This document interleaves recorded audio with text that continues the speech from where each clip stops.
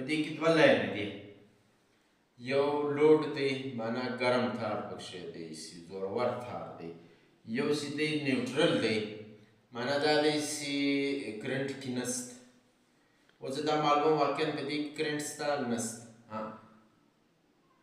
کرنټ ته ښکاره کېږي رانږدې شه رانږدې شه سورغمی او ښکاره کړه. سور دی ورته ګوره سور شوی اوس مړ شوی یعنې سور شوی.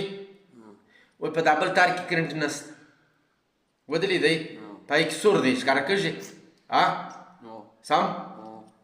او دا نه دی دا شی ضروري دی چې په یوې کې به ګرم وي په یوې کې به ټنډه وي یعنې په یوې کې به ګرم تار وي په یوې کې به یخ تار وي سوړ وي.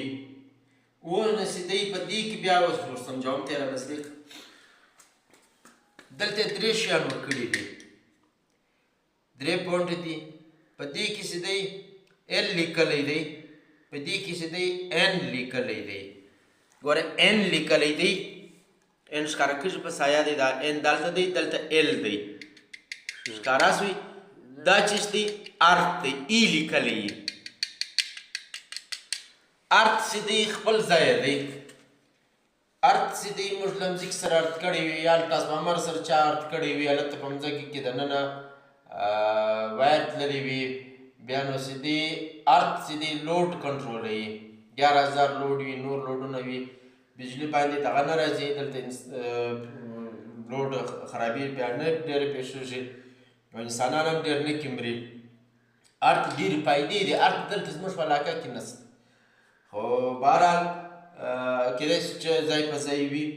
خو دغه اوس کرنټ چې دی دا بعضې موقع دارنګه پېښه وشي چې له پنبې له خوا څخه ډبل کرنټ را روان وي. ډېر ځایو کې ما کار کړی دی دغه هم ګرم وي دا هم ګرم وي خو دغه ځای کې ورته ګوره دا ټنډه دی هغه ګرم دی. دا څو یعنې وجوهات کېدلی شي دلته دننه هم وجوهات کېدلی شي. دا نه دی ضروري چې خامخا ټرانسفارمر کې دواړه ګرم را روان دي. دلته هم بیرنګ سم نه وي شوی نو هغه